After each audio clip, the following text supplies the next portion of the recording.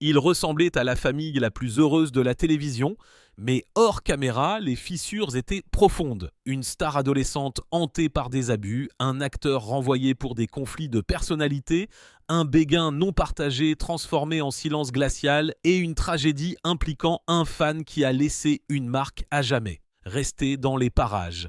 Ce qui s'est passé derrière les caméras va vous stupéfier. Les accords d'ouverture de Come On, Get Happy promettaient le soleil, le rire et une famille unie par l'amour. Mais derrière les caméras, la famille Partridge était tout sauf harmonieuse. L'ironie est presque douloureuse, l'émission qui symbolisait l'unité était en réalité la toile de fond de profondes divisions, de rancunes cachées et de démons personnels qu'aucun rire enregistré ne pouvait noyer. Dès le début du tournage en 1970, la tension s'est doucement installée. David Cassidy, l'idole des jeunes en pleine ascension, en voulait déjà d'être transformé en un Keith Partridge impeccable. Il voulait être pris au sérieux en tant que rockstar et pas seulement comme un autre séducteur placardé sur les murs des chambres. Shirley Jones, sa belle-mère dans la vraie vie, qui jouait la matriarche de la famille, craignait que David ne sombre sous le poids de la célébrité. Pendant ce temps, Susan Day, qui jouait la sage Laurie Partridge, cachait un béguin pour David qui finirait par exploser en chagrin d'amour et en silence glacial. Les sourires semblaient parfaits à la caméra, mais le ressentiment était cousu dans chaque scène de l'émission. Et puis, il y avait Danny Bonadous. Âgé de seulement 11 ans lorsque la série a commencé, Danny est rapidement devenu le rouquin plein d'esprit que les fans adoraient. Mais ce que le public ne voyait pas, c'était le chaos brutal de sa vraie vie. En dehors du plateau, le père de Danny était physiquement violent et le besoin désespéré du garçon de s'échapper faisait du plateau à la fois un sanctuaire et une prison. Il n'était pas rare que sa co-star Dave Madden, le manager du groupe, Ruben Kincaid, intervienne comme un protecteur de substitution, allant même jusqu'à offrir à Danny un endroit pour dormir lorsque les choses devenaient insupportables à la maison. Derrière chaque réplique spirituelle à l'écran se cachait un enfant dissimulant des bleus, à la fois physiques et émotionnels. Les fissures se sont élargies à chaque saison. Les camarades de distribution chuchotaient sur les conflits, les froideurs et les batailles invisibles. Les fans regardaient une famille parfaite qui n'a jamais vraiment existé, alors que derrière la caméra, des alliances se formaient et des querelles couvaient en silence. Tout le monde souriait pour le public, mais le coup de cette façade les hanterait pendant des années. Mais si l'émission semblait fragile dès le départ, les véritables fractures sont devenues indéniables lorsqu'un membre de la distribution a soudainement disparu sans avertissement. Et l'explication était plus choquante que quiconque ne l'avait imaginé. À la télévision, Danny Bonadous était l'enfant à la langue acérée et à l'esprit vif qui avait toujours une réplique prête. Hors caméra, cependant, il vivait une vie qu'aucun enfant ne devrait jamais endurer. Son père, Joseph Bonadous, était un écrivain au tempérament violent et Danny subissait souvent le poids de sa rage. Les histoires que Danny a partagées plus tard sur ces années étaient glaçantes. Des coups, des tirades verbales et une maison remplie de peur au lieu de chaleur. Le contraste entre les lumières vives d'Hollywood et l'obscurité de sa vie privée ne pouvait pas être plus frappant. Les autres membres de la distribution ont commencé à le remarquer. Danny arrivait parfois sur le plateau replié sur lui-même, silencieux, presque différent du garçon que le public pensait connaître. Mais ensuite, dès que les caméras tournaient, il se remettait dans son personnage, lançant des répliques avec un timing comique parfait. C'était une question de survie. Jouer n'était pas seulement son travail, c'était son armure. Il a appris très tôt à masquer la douleur avec l'humour. Et pour les millions de téléspectateurs à la maison, ce stratagème fonctionnait parfaitement. Une personne qui a percé le masque était Dave Madden, qui jouait le rôle du manager maladroit du groupe, Ruben Kincaid. Alors qu'à l'écran, le personnage de Madden se heurtait souvent à Danny. Hors écran, les deux ont tissé des liens improbables. Madden a réalisé ce que le garçon traversait et est intervenu discrètement. Il ramenait Danny à la maison, lui achetait des repas et lorsque les choses devenaient insupportables, le laissait même dormir chez lui. Pour un enfant désespéré de sécurité, ces gestes lui ont sauvé la vie. À bien des égards, Dave Madden est devenu ce qui se rapprochait le plus d'une véritable figure paternelle pour Danny pendant ces années. Mais les cicatrices étaient profondes. Même si Danny trouvait des moments de refuge, il portait en lui une colère latente qui allait plus tard refaire surface de manière autodestructrice.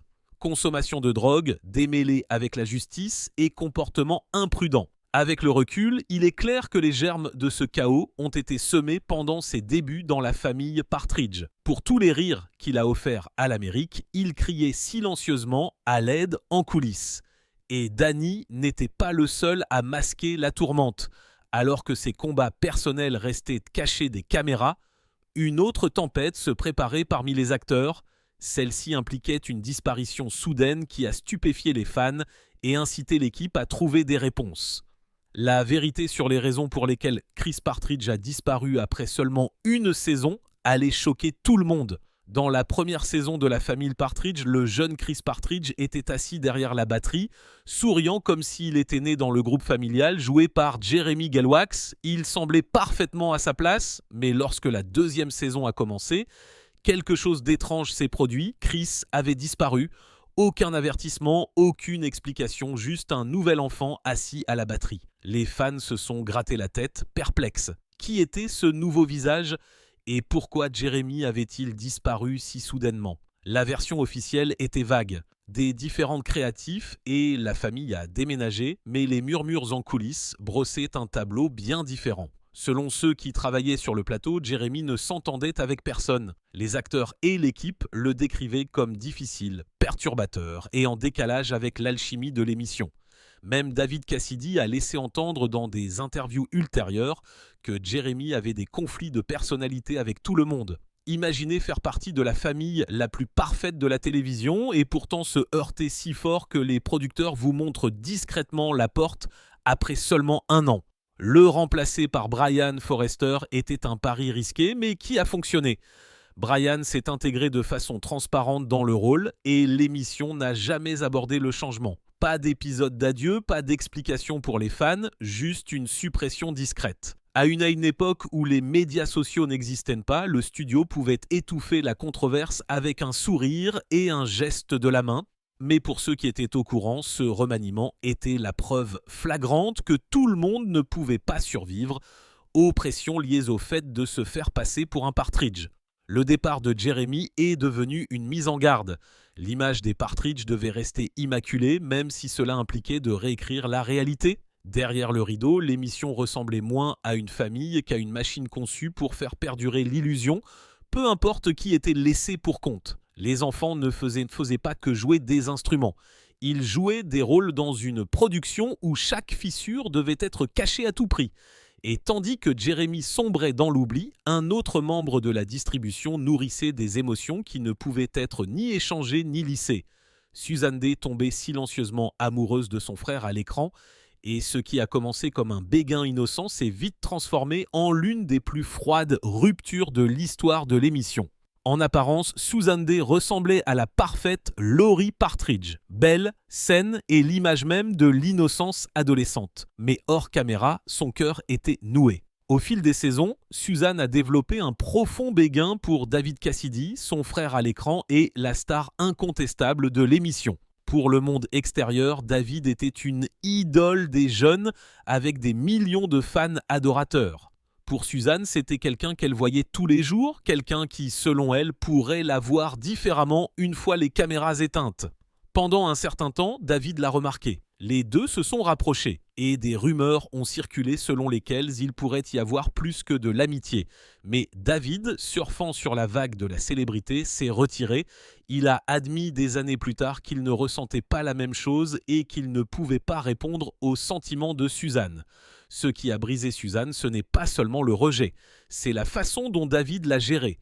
Dans des interviews, il a parlé publiquement de son béguin, une chose que Susan avait gardée privée pendant des années.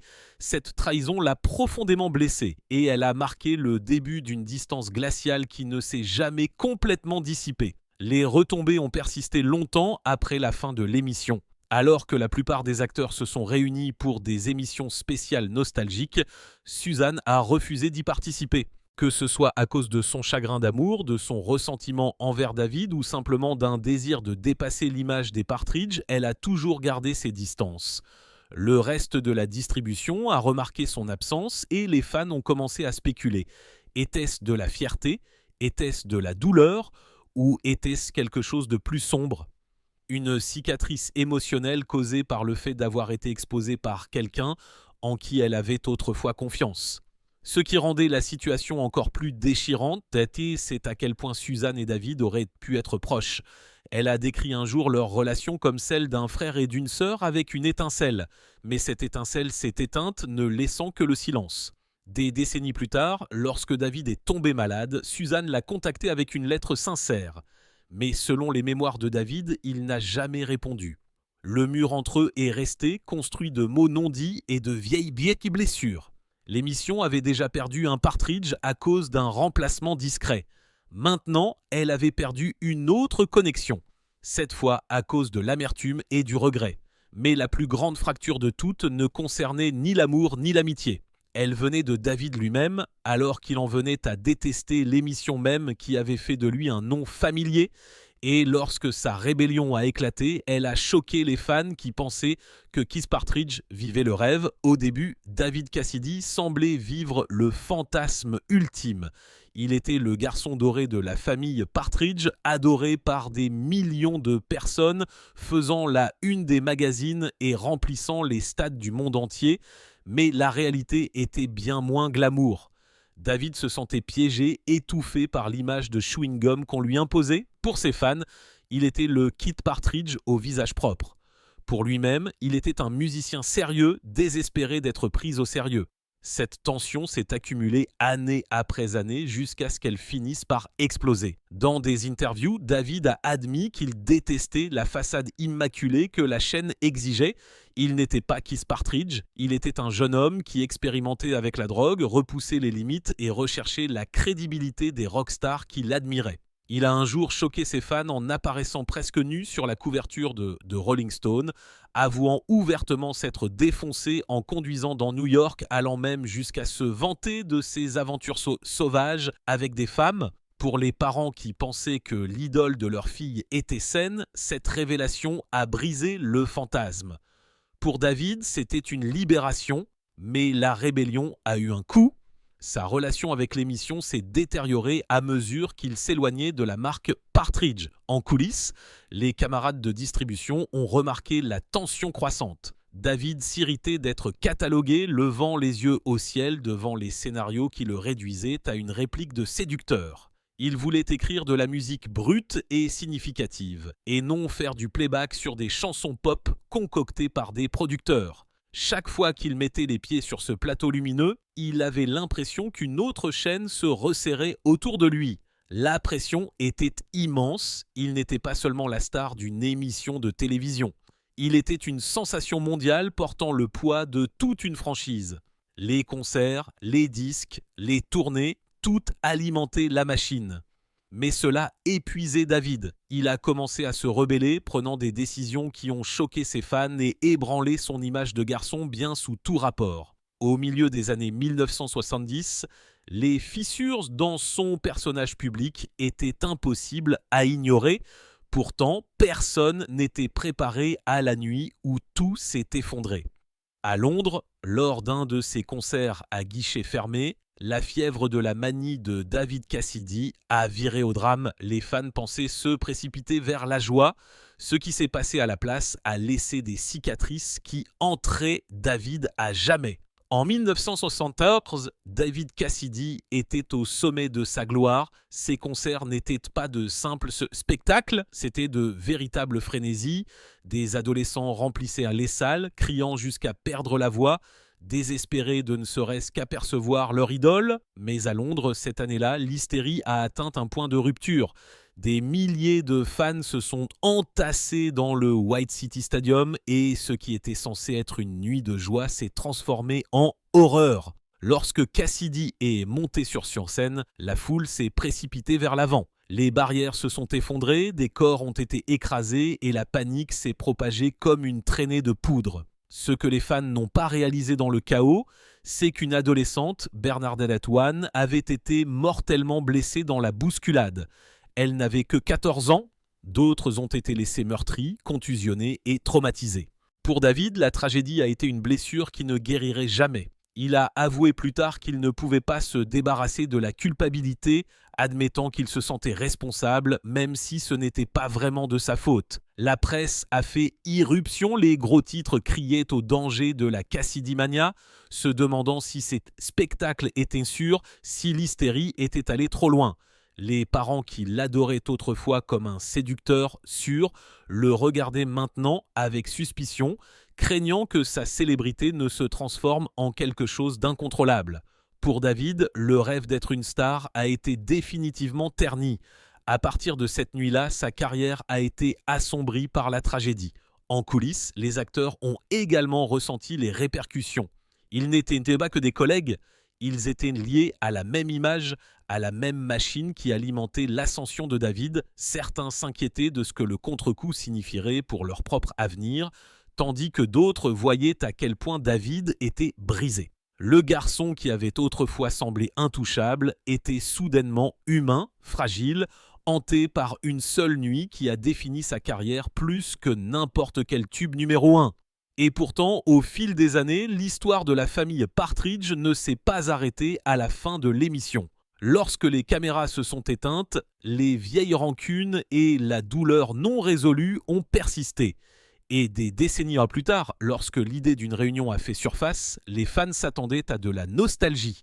Ce qu'ils ont obtenu, à la place, a révélé à quel point les blessures entre les membres de la distribution étaient encore profondes. Lorsque la famille Partridge s'est terminée en 1974, les fans ont espéré qu'un jour les acteurs se réuniraient, ramenant les harmonies et les sourires qui avaient autrefois défini la télévision aux heures de grande écoute. Au fil des ans, des réunions ont eu lieu, mais jamais avec toute la famille au complet. Et cette absence a parlé plus fort que n'importe quelle ligne de scénario. Danny Bonadus était souvent au premier plan, embrassant ouvertement la nostalgie. Il s'est appuyé sur l'héritage, apparaissant dans des talk-shows et des rétrospectives, allant même jusqu'à se moquer de son passé tumultueux. Shirley Jones est également revenue, réfléchissant avec tendresse au succès de l'émission, tandis que Brian Forrester et Susan Crowe se sont parfois joints à eux. Mais un nom manquait presque toujours. Susan Dey. Son absence n'était pas due à un conflit d'horaire, c'était un choix. Après l'émission, Susan a bâti une carrière d'actrice sérieuse, jouant finalement dans Lelo et remportant les éloges de la critique. Mais elle a clairement indiqué qu'elle ne voulait pas être liée à Laurie Partridge pour toujours. De plus, sa querelle silencieuse avec David Cassidy, enracinée dans ce béguin non partagé et ses révélations publiques ultérieures à ce sujet, a créé un fossé qui ne s'est jamais refermé. Lorsque les producteurs ont appelé à des réunions, elle a refusé. Son éloignement est devenu l'un des plus grands mystères de l'émission, alimentant des spéculations sans fin sur l'amertume qui persistait encore. David lui-même avait des sentiments mitigés. Dans ses mémoires, il a reconnu les relations fracturées, admettant même qu'il n'avait jamais répondu à la lettre sincère que Suzanne lui avait envoyée un jour. Le lien qu'ils auraient bien pu avoir s'est perdu dans un océan de célébrité, de ressentiment et de temps. Et lorsque la santé de David s'est détériorée avant sa mort en 2017, la distance entre lui et Suzanne est restée permanente. L'héritage de la famille Partridge est étrange. À l'écran, ils étaient une famille qui trouvait toujours un moyen de chanter ensemble en harmonie. Hors écran, ils étaient fracturés par des batailles personnelles, des tragédies cachées et des blessures que le temps n'a jamais vraiment guéries. Les fans se souviennent peut-être de la musique, du bus coloré et des sourires, mais la véritable histoire derrière le rideau était beaucoup plus compliquée. L'émission promettait le bonheur. Mais pour ceux qui l'ont vécu, les souvenirs étaient mêlés de chagrin d'amour, de trahison et de questions sans réponse. Et c'est peut-être la vérité la plus obsédante de toutes. La famille Partridge n'a jamais vraiment été une famille. C'était une performance qui a coûté à ces stars plus que quiconque ne l'a jamais réalisée. Même des décennies après que le bus des Partridge ait cessé de rouler, les acteurs n'ont pas pu échapper à l'ombre de l'émission ou au chaos qu'elle a laissé derrière elle. Pour Danny Bonadus, le rouquin plein d'esprit que l'Amérique adorait autrefois, l'âge adulte a été tout sauf facile. Il a sombré dans la drogue, les arrestations et les cascades bizarres qui ont maintenu son nom dans les gros titres pour de mauvaises raisons. De son arrestation pour bagarre à sa vie publique sur les ondes de la radio et de la télé-réalité, Danny semblait traîner les mêmes blessures de son enfance jusqu'à l'âge adulte. Pourtant, d'une manière ou d'une autre, dans son propre chaos, il l'a embrassé. Il s'est transformé en une célébrité de la radio poubelle, ne se cachant jamais de la vérité de ce qu'il avait enduré. Pour les fans, il était à la fois tragique et incassable, un survivant forgé dans le feu, mais tous les acteurs n'ont pas vécu assez longtemps pour réécrire leur histoire.